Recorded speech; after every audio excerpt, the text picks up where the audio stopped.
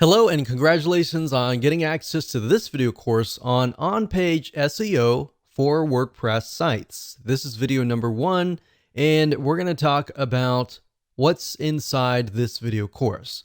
Now, before we do that, and before I give you a quick overview, what I want to do is talk about mindset, because I'm a big believer that if you're in the wrong mindset, then even if you have this video course, even if you try to implement a few things, it's ultimately going to hold you back. And I've seen this time and time again. This specific mindset that I'm about to talk about holds business owners back. And we don't want to see that happen to you. We want to see you succeed as much as possible. Here is the mindset. The mindset is that people make the assumption that every single SEO technique and rule changes rapidly so that what worked 15 years ago doesn't work now. Now, I will say a large majority, yes, it's true that search engine optimization does change rapidly every single month. Now, at the same time, and yes, that is true to a certain extent, but there are basic fundamentals that Google and other search engines look for that still hold true today, that still work today. So let me repeat that. Not everything has changed. It might have changed slightly. But if you get into that mindset of, oh, everything changes, everything that used to work 10 years ago doesn't work now, then you're putting yourself in a dangerous position simply because you will forget the basics. Now, there are a lot of basic fundamental SEO rules, but we're really going to focus on 5 factors, and I'll talk more about that later down the road. So we're going to be focusing on these factors that haven't changed, or if they have changed, they've only changed very, very slightly in the last decade. So make sure that you're not in this mindset, otherwise it will prevent you from actually moving forward. So here's a quick overview of what's inside this video course. Of course, this is video number 1, which is the introduction.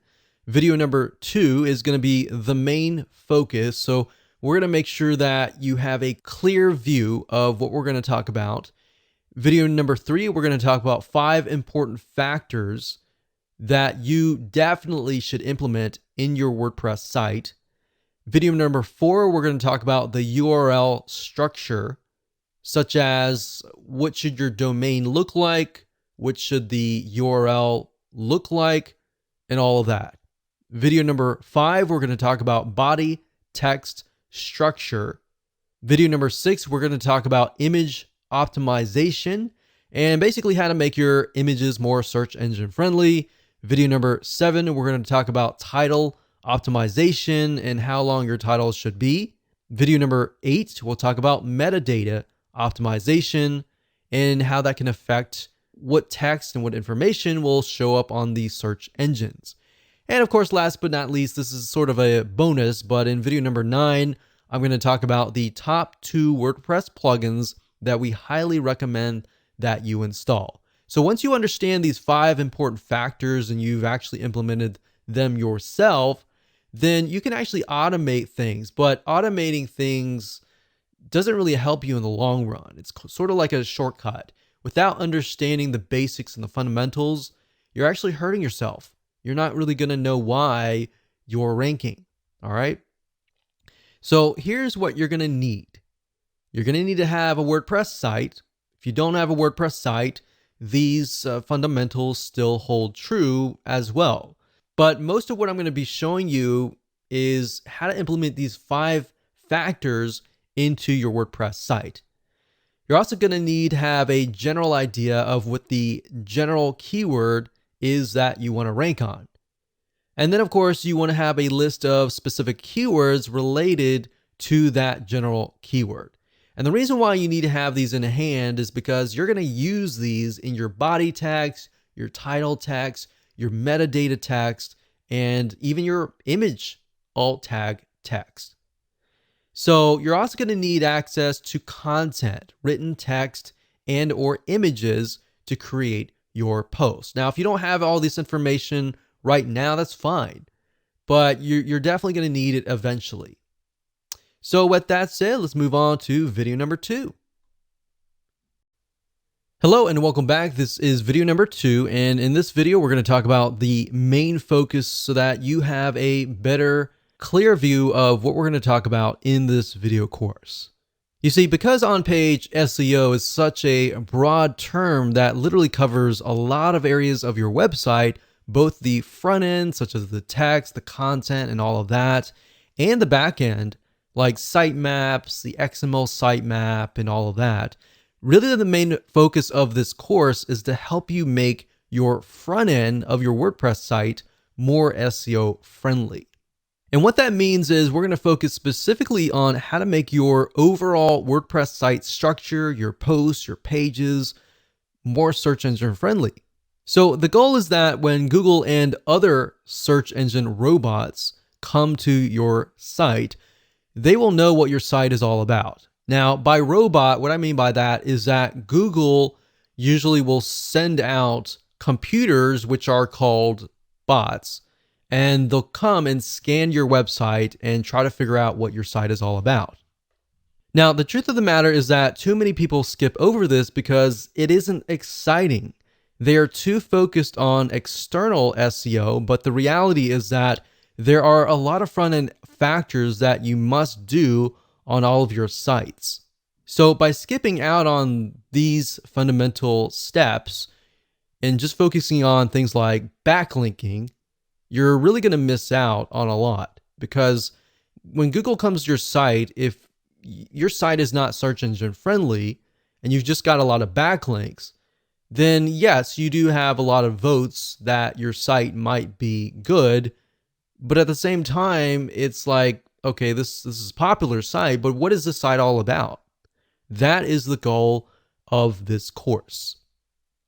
Even though that seems basic, it's very often much of a skipped step. So once you get in the habit of doing the following and implementing these 5 factors, you'll actually be ahead of most of your competitors. So the good news is that most people don't do this. So the fact that most people don't do this and you're doing this, you're going to get ahead of them. Now, to clarify what this isn't, however, we're not going to focus on backlinking or any external marketing strategies, which is what I talked about earlier. So now that you have a clear idea of what we're going to talk about, let's move on to video number 3 and discuss the 5 important factors that all of your posts, your pages, your content, your text, your URL structures, and everything else should contain. Hello and welcome to video number 3, and we're going to talk about the 5 important factors. Now, this is a quick overview of the 5 factors, and then of course the next few videos I'll dive in to every single one of these factors. But before we can really discuss them in depth, you need to have a broader bird's eye view of them. So before we jump into the 5 factors that your WordPress sites should have, or even your non-WordPress sites should have, which they'll definitely work on those too, it's important to know a few things first. So you're going to need to have a general idea of, number 1, the general keyword that you're going to want to rank on, and number 2, a list of specific keywords that branch off of that main keyword. Now don't worry if you don't have that now. I'm going to give you a step-by-step technique that will help you figure that out. Now, another big mistake that many folks make is implementing these without a clear plan of attack. And that's why I'm breaking things down in such a manner. There's a reason for everything. In fact, we've seen this with many websites. There's no clear plan, and the website owner simply creates content in an area with little or no traffic. And then they're not ranking on any specific keyword. They might even be ranking on keywords that have really nothing to do with their website. And this is a lot of time wasted, right? So that's why I'm not jumping straight head first. I'm breaking things down so that it becomes clear, and that way you will succeed. Now, we're not going to focus, like I said, on keyword research, but we do recommend that you check out the suggested keywords. Now, what do I mean by that? Well, Google has what we call suggested keywords, Amazon.com also has a list of suggested keywords. Now, this is what happens, and this is super easy. You can literally find the main keyword and a list of specific keywords within a few seconds. So here's what I want you to do. You can do this by going to google.com, for example, and typing in a general keyword. So you'll notice that when you do, Google will suggest keywords. Now, in order for the keywords to appear in the suggested box, that means that there's a ton of people that are searching for those keywords. So in other words, there's a high volume of people searching. So when I typed in the keyword survival kit, out dropped a drop down saying, well, these are other Google suggested keywords like survival kit list, ideas, Amazon, food, and backpack. Now, there's another way of doing this. If you type in the keyword and you press enter, then what's going to happen, and you scroll all the way down to the very bottom, you're going to see a list of words. So if you scroll all the way down the bottom after you made that search, you're going to find additional keywords right here where I've put a red box here. So we can see additional keywords are things like military survival kits, survival kit list, best survival kit food, items, wilderness survival kit. So we can see not only are there different keywords, but there are also different types of survival kits for different scenarios and different settings. So that gives us an idea of, okay, we can write an article on survival, military survival kits, or wilderness survival kits. So these could be totally different articles. So now that you have a basic understanding of basic keyword research, let's move on to the 5 important factors. And they are, number 1, the URL structure or the domain name and the category name, the file name, even the page name is important. And this is what shows up in the address bar at the very top. Whenever you go to any website, you see the domain name, the page name, and all that in the search bar at the top. That is the URL structure. Now, the URL structure is very important because it tells Google and other search engines, are you a brand? Are you a specific keyword? What is your website about? Now, that's just one element. There's a lot of other elements as well. Number 2, we have the body text structure, which contains basically everything on your post or your page in terms of content. So this contains both written text that you use in your posts and pages, and there's more than just slapping a bunch of content for everyone to see. So there's a lot that goes into this. So I'm going to show you, I'm going to break things down so you have a better idea of what you should include in your body text structure. Number 3, we got image optimization. What this means is making your images more search engine friendly. So just like body text, when it comes to images, Google and other search engines are not going to know right off the bat what they are. So you need to do your best to help them figure out what the images are all about. Now, there are ways that Google will figure out eventually what your images are all about. So don't try to game the system. For example, if you name an image, let's say a wilderness survival kit, the way they figure out if that image is legit or not is oftentimes they'll rank you in the Google image search engine. If somebody types in, let's say, wilderness survival kit, and they see your image and they click that, they have a better idea that, okay, this is definitely an image of the wilderness survival kit. And that will actually help you in the long run. So don't try to game the system and name an image something that it's not. Name it what it is so that it's an attracting image. And when somebody's looking for that image, they're going to find it, they're going to click it, and that's going to help you in the long run. In fact, beyond that, there's a few more steps you'll need to take. And plus, in addition to that, with the image search engine that I talked about just now, you can actually get a lot of traffic from that search engine. And of course, we got factor number 4, which is title optimization, basically how to make your titles search engine friendly, because the reality and the truth of the matter is that your titles do show up in the search engine, so you definitely need to do this right. Otherwise, you're going to attract the wrong person. Meta optimization is the same thing. You've got the description and other metadata that will show up underneath the title in the search engines. So you want to make sure that you attract the right person. Now that we've talked about the 5 important factors, let's dive into every single one of these 5. Okay, welcome back. This is video number 4, and we're going to talk about the URL structure. Now, this is something that has changed slightly in the last decade, but it hasn't changed drastically. Now, before we discuss what you should use in terms of a domain name and your URL structure, let's discuss why this is important. You see, when Google and other search engines try to figure out what your website is all about, they look at your website as a whole. They're not just going to look at your URL structure, your domain name, or your categories or your page name. They're going to look at everything as a whole.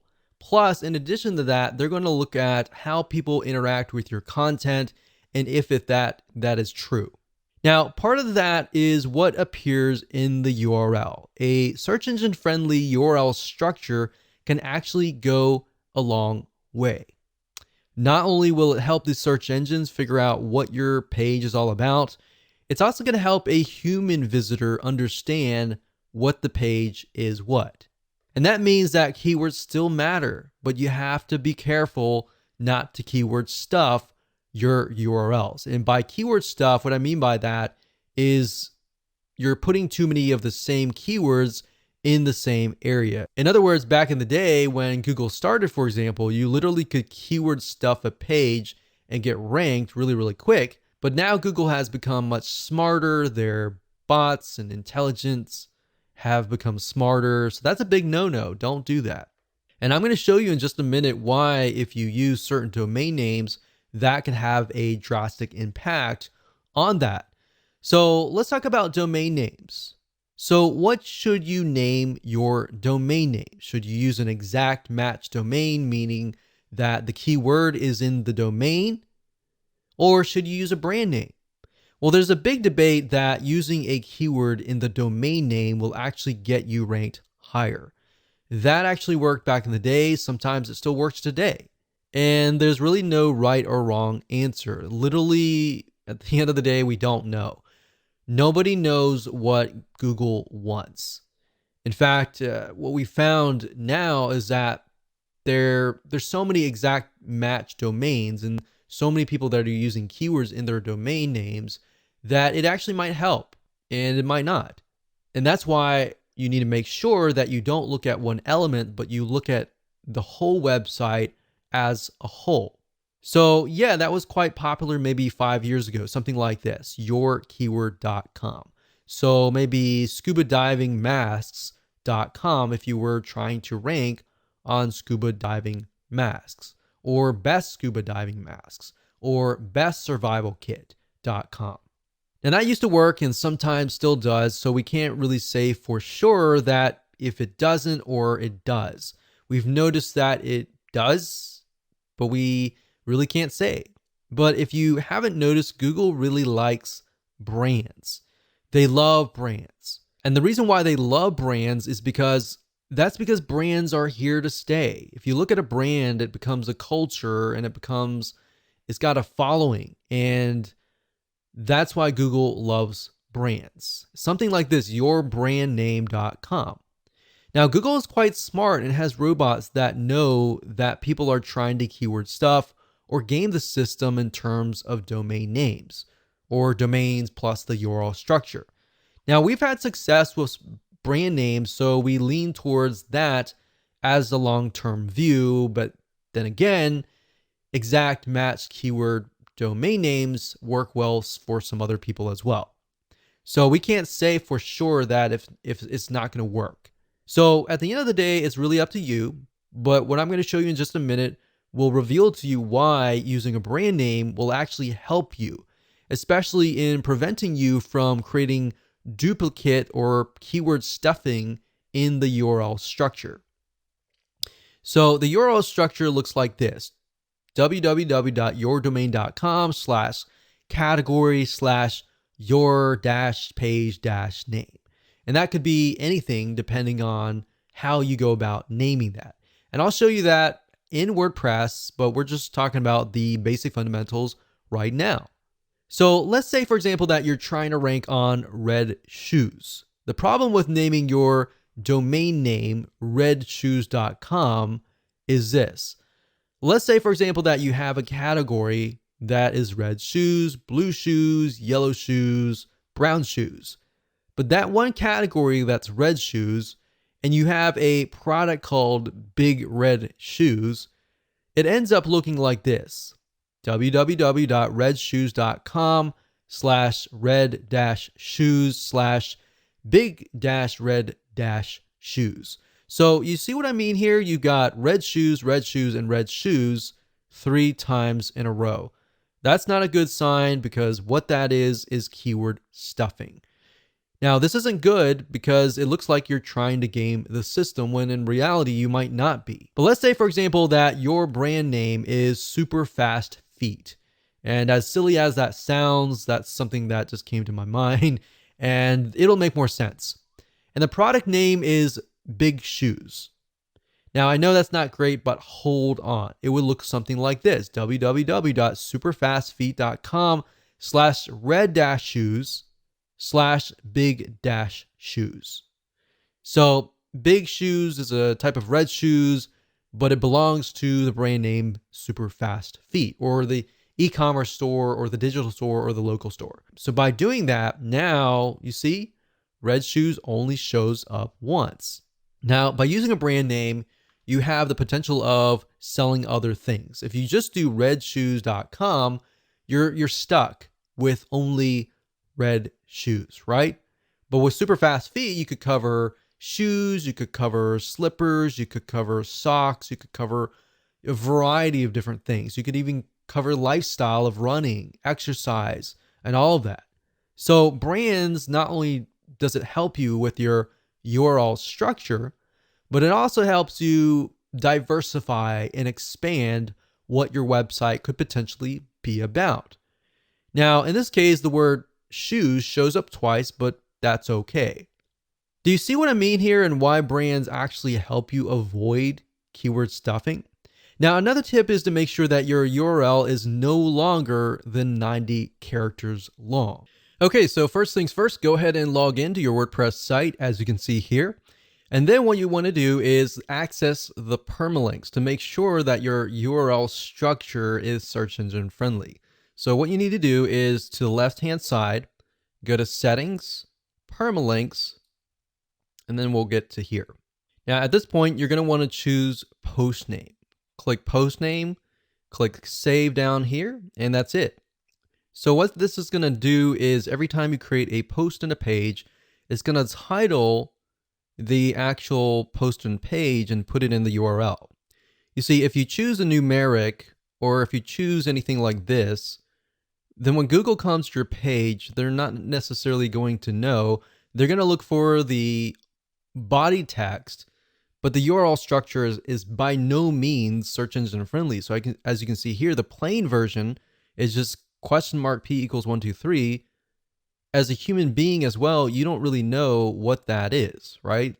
So choose post name, click save, and that is the reason. Now, if you go on to a post or a page, so if you go to posts and choose a post or a page, this is what it's going to look like. So when you create a post and page, like for example, right here, this article here that says 10 different places to find credible freelancers online. If you have it here, you want to make sure that that is in your permalink. Permalinked is the URL structure. So we click on edit here. We can see that it says 10 different places to find credible freelancers online. So what you want to do is, obviously we can't change the domain name, but we're going to put the title in here, and you want to put dashes in between the words. And when you're done, click on OK, click update, and that's it. So that's as easy as it gets in terms of editing the URL structure. Now, of course, you can add them into categories. So if you have a category, let's say in this case, we have freelancers. The category could be freelancing sites. And then you could have maybe 10 different posts on freelancing sites, so that as a human being, you know that we're looking at this and it's under the category of freelancing. And you can create categories by going under categories and click on add new category and creating that there. And then make sure that post or page is checked for that category, click update, and you're good to go. And that's it. Hello and welcome back. This is video number 5. And in this video, we're going to talk about the body text structure. Basically, what should you put in your content? And as you're writing your posts and your pages, how should you optimize it? So what you write on your blog post and page should be first and foremost, definitely human friendly. And then of course, secondly, search engine friendly. See, a lot of people make the mistakes of trying to game the system, trying to make it so search engine friendly that they totally forget about who they are writing to.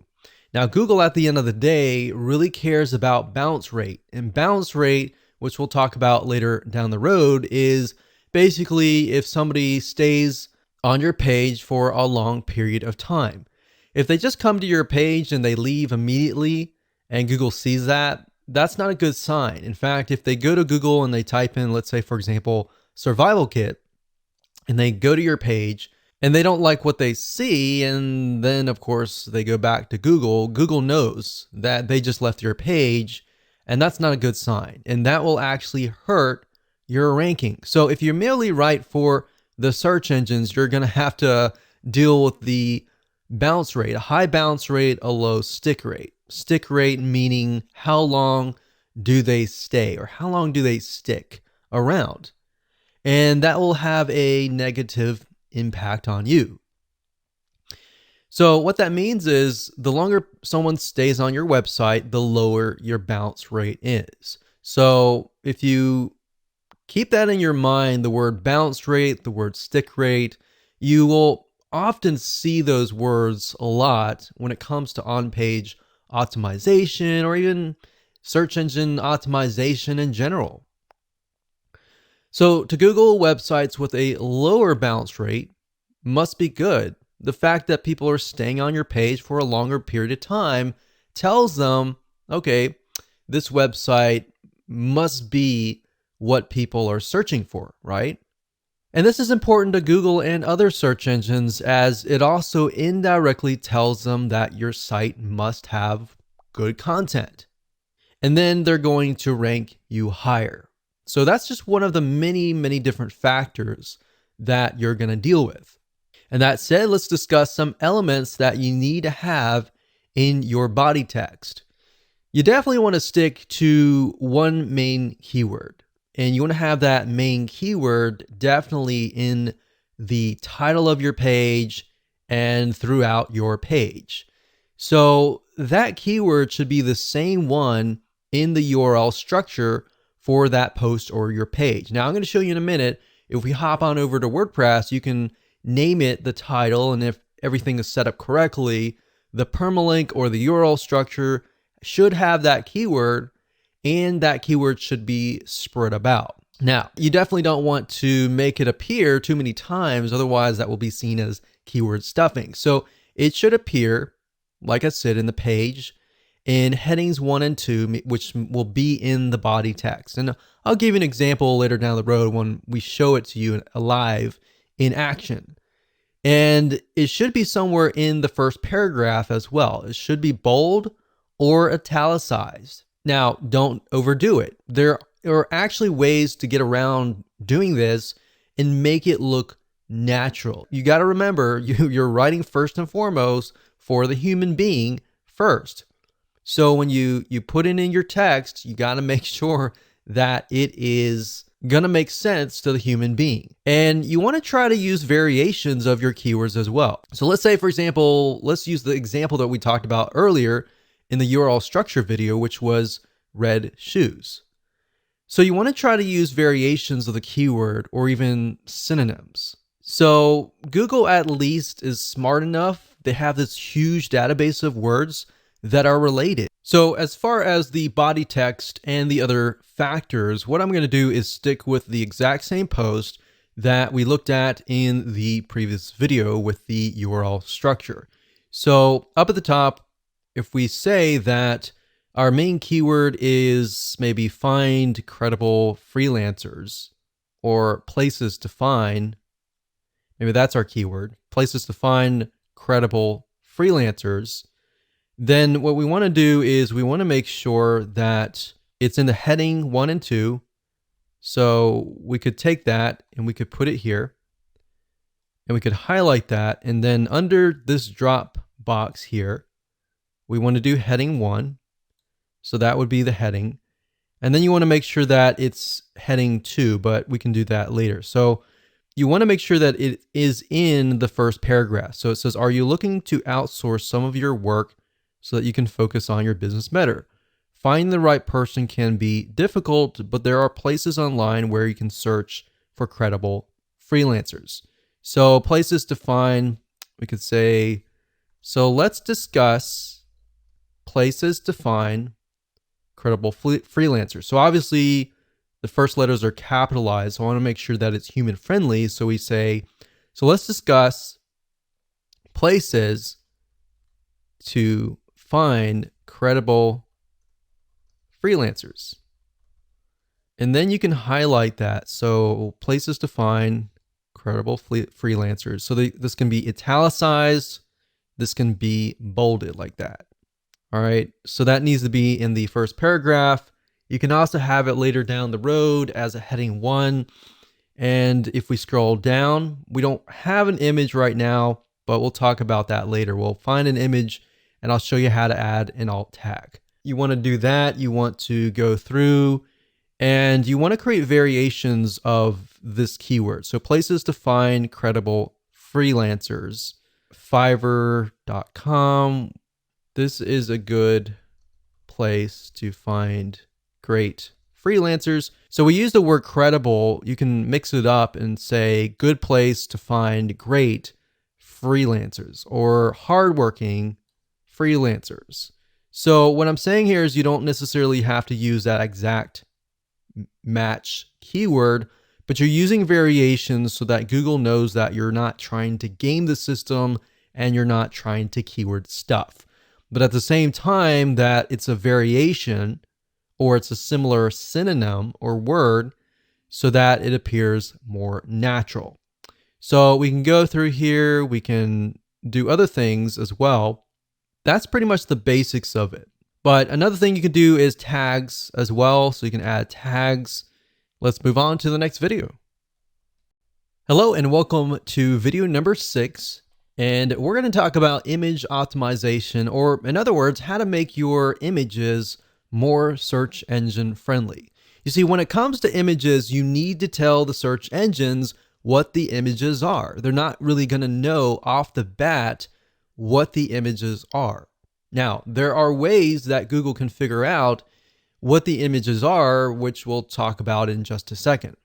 Now, while Google and other search engines will one day be smart enough to be able to figure out what images are, right now you need to help them out just a little bit, get them a kickstart that they need. So you're going to need to take your main keyword or variations of the main keyword or even specific keywords based on the main keyword and insert them into the alt tags in your images. If you don't know what those are right now, don't worry about it. We're going to show you in just a minute. Now, what I recommend that you do is, let's say, for example, that you have 3 images on your page. In fact, the more images, the better. You don't want to get too much, but the more images, the better. And what I recommend is the first image that you have, you're going to want to put the main keyword in there. Now, make sure that it actually relates to the image itself. So if the image is a image of a shoe, you definitely don't want to put like something like a peanut butter sandwich or something. So you definitely want to put something that's related, right? Now, the second keyword, you don't want to put the same keyword. You want to put a variation of that keyword. Or based on what we talked about earlier, having the main keyword and then of course having keywords related to that keyword, you can put those in the other images. But you have enough where Google looks at it and thinks, okay, all these images are related. Now, there are other ways that Google can figure out if those are legit. In fact, what they'll do is they'll index them into the Google image search engine. So whenever somebody searches for that image and they click on that image, they will think, okay, those images on your page are definitely legit, so we're going to rank you higher, right? So that is why making sure that your keywords and your images fit and they're accurate enough, but you don't want to overdo it in any other area. But 1 or 2 should be good, 3 or 4 should be fine, but you definitely don't want to overdo it. Now, like I said, more images with variations of the keyword are even better. So if we are focusing specifically on red shoes as the post, maybe the specific brand name of shoes, you might want to put the brand name. You might want to put like the brand name plus red shoes. You might want to put shoes red or red, something that's a synonym of shoes. So to make more sense, let me show you what you need to do, and I'll give you some more tips along the way. Okay, so adding images and making them search engine friendly is actually very easy to do. But first things first, you'll need to find an image if you don't already have one. So starting where we left off in the previous video, we don't have any images here, but let's just go ahead and add one. So I'm going to add one somewhere in the beginning. So we could add an image, let's say here. Now I want to say we do have an image, like a featured image down here. But what we're talking about are images within the actual body text. So let's go ahead and click on Add Media here. And these are our existing images right here, but we can also upload a file here as well. So let's try to find something that relates to freelancers. So let's do that here. Let's click that. So right here it says title, caption, alt text, and description. Now, by default, as you can see here, with an image, it shows something like code. It doesn't look natural. It doesn't tell a human being what it is, and it doesn't tell Google what it is. Now, beyond just some basic optimization, you have to realize that if somebody is disabled and somebody is listening to some sort of software that speaks out loud what the images are on the page, then this is actually going to help you reach those people. So keep that in mind as well. And by making it friendly to all sorts of people, you'll get an extra vote with Google in that sense as well. So let's say, for example, that this is something to do with places to find credible freelancers. So all you need to do is simply put that in the alt text. Now, for the title, you want to do something similar. You can do top 10 places to find credible freelancers. Now, bear in mind that these images might show up in the Google image search engine. And if they do, this information will show up. So if somebody is utilizing the image search engine, which a lot of people do, then they're going to see that. And if your competitors are merely just uploading the images and they're not optimizing it for the alt tags and the titles and the descriptions and all that, you're going to be one step ahead. All right. So caption can be, this image shows a screenshot of the top 10. So we could do a variation of 10. So 10 as in TEN places to find great freelancers. So you want to mix and match and keep it different so that it doesn't look like you're keyword stuffing. And then of course you can put the description here. So when you're ready, click on Insert into Post, and there we go. Now you can always edit that later. If you click on the image here and click on Edit, you can always edit the alternative text. So the alt text, you definitely want that keyword in there. You could put the keyword in here in the captions as well if you want to. So we're going to click on X because I didn't do any updates. And of course you can add other images as well throughout the page, but make sure first and foremost, it is human friendly. And then based on that, you can create variations of the keyword. And of course, when you're ready, go ahead and click update. Hello and welcome to video number 7. Let's jump right in. So we're going to talk about title optimization.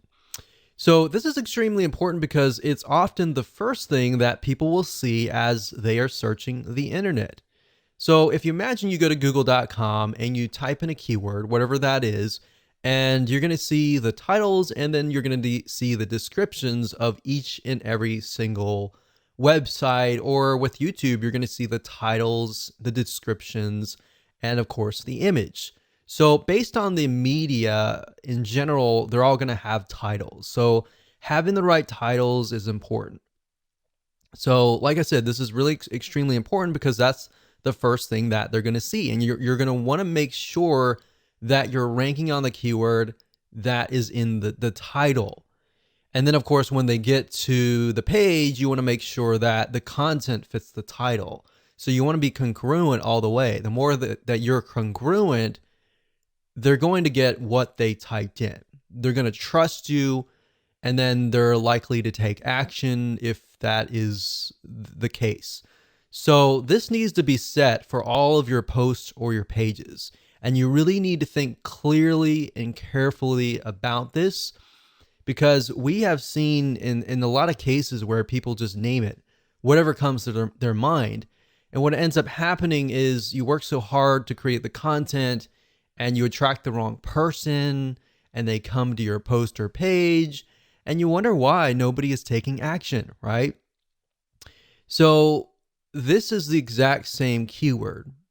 And to make it easier for you to be congruent, if you take the keyword that's in your URL structure, that's in your title, make sure that it's in your title somewhere, because that's what your viewers are searching for.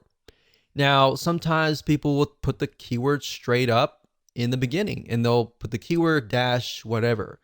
But what I recommend that you do is put the keyword in the title, but you want to make sure that it sounds right. It's got to be human friendly first, and then of course secondary search engine friendly second.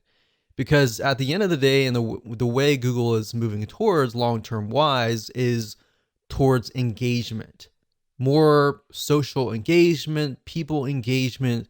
That is what is important to them. Because at the end of the day, if you think about it, their goal is for people to search, find what they want. So they want to make sure that they connect you to the right person. And all they really care about is they don't really care about you. They care more about the customer, who is the person who is searching, right? So as long as you're on the top 10 of the Google search engine for that keyword, and that keyword is appearing in the title, it's highly likely that the prospect will click through your website. Now, as basic as this sounds, I want to make sure that you understand that it's important. Most of your competitors are not really going to do this. And if they are, they're going to miss something along the way, right? What we've seen over the years is sometimes they'll have the title right, they'll have the URL structure right, but when people go to the content, it just doesn't make sense. So as long as you're congruent from the keyword to the title, to the poster page, to the content itself, to the call to action, to the product, everything is congruent from that point in the beginning to the end, you're most likely gonna gain the trust of the prospect, and you're most likely gonna get the conversion. That's the most important thing. So as long as your poster pages are related, you're most likely gonna see a higher conversion rate across the board, like I said earlier. Now, as a rule of thumb, your title should be no more than 75 characters long. You don't want it to be too long, because psychologically that will actually overwhelm whoever is typing things in. And most people are just scanning, they're not reading. They're looking for what they're looking for really quick. So if you have something short, straight to the point, you're most likely going to win as long as it's optimized and it's correct to that keyword. So now that we've talked about the fundamentals, let me go ahead and show you what you need to do to set this up properly. So we already briefly talked about the title, but this is your title, right? So a lot of times, let's say, for example, that the keyword is places to find credible freelancers. Sometimes you'll find people do something like this: places to find credible freelancers. And then, of course, they'll put the keyword first and then they'll put a sentence. You can do that if you want to. There's no proof that it doesn't work, it works, or anything like that. But you definitely want to make sure that it is human friendly first and foremost. So in this case, ours is 10 different places to find credible freelancers online. Or we could do something like top 10 places to find credible freelancers. Now, whatever you do, if you change the title here, make sure that it's changed right here as well. So if we do that and we go back over here, we just copy that in, but we need to make sure that there are dashes in between the words. So what I'm doing right now is I'm simply adding dashes in between the words. So there we go. We click OK, and that's it. So the title is crucial. Now, I'll show you later down the road where you can use 2 WordPress plugins, which you can add more data, like the metadata, the description data, and all of that. But for now, by default, if you don't have those WordPress plugins, what the search engine will often do is they'll grab the title. So we'll click update, and that's it. Okay, so this is video number 8, and we're going to dive straight in and talk about meta optimization. So this is the description that is going to show up on the search engines. So just like the title optimization video beforehand, this is what people are going to see in this search engine when they search the internet for a specific keyword. So in other words, it's the description beneath the title, and you're going to need to make sure that this is set up both in your posts and your pages. And this needs to be no more than 160 characters long. So let me show you what you need to do. Okay, so we briefly talked about this before, but I'm just going to do a recap here. So we talked about the meta description being important. So for images, like I showed you with the image optimization, that's why the description is crucial, because if they're appearing in the image search engine, it will actually appear with that description and that title. Now, if you don't have a WordPress plugin that is installed, it's typically going to grab this as a title, and then the description usually is the beginning paragraph. So for congruency's sake, you want to make sure that that's why the keyword needs to be in the title, the first headline here, and the description. And you usually want to try to put the keywords down here, but you don't want to put it too much. Sometimes it will look at the how many words you have compared to how many keywords that you have. If you have too many keywords, you're going to want to add more text. If you have more keywords, you definitely want to add more images as well. So the more images, the more text that aren't really that specific keyword, the better. So by default, like I said, it's going to grab this as a description, but then as you have the WordPress plugins that we'll talk about later, you'll have the opportunity to add more metadata, which I'll show you later on. But this is sort of a video that's sort of a preliminary to discuss why the metadata is actually still used. Hello and welcome to video number 9, and congratulations, first and foremost, you've reached the end of this video course. And this is kind of a bonus because we talked about how to manually optimize your WordPress site. Now we're going to talk about how to automate the process. Now, the reason why I didn't jump straight into this was simply because you need to understand why things are important, what elements you need to have on your pages to make it important. Because yeah, you can use this system to automate it, but the 2 plugins that I'm going to talk about, some of them will actually automate certain processes like the URL structure. But at the same time, knowing how things work and why certain things are important is more important at the end of the day, because you're going to understand how to implement these factors. So now let's talk about the 2 plugins. With these 2 WordPress plugins, you can literally boost your on-page optimization on just their free levels. So they both have a free version and they both have a paid version. Now, two of these are very common. The first one, you'll most likely maybe already be using it. The second one is not so popular, but they actually work hand in hand. So let me go ahead and show you these plugins and why they are both important. So the two plugins are first Yoast SEO, that's YOAST.com. And if you go here, you can get a better idea of what it's all about. But this is one of the most popular SEO plugins, and this will actually help you optimize your site automatically. So now that you understand the basics, the title, the description on all of that, a lot of times what Yoast will do is if you just create a title and you put that in the title of the WordPress post or page, you click update, it'll automatically fill in the permalink or the URL structure. So, and it'll fill out other data as well as you begin to create your post and your page.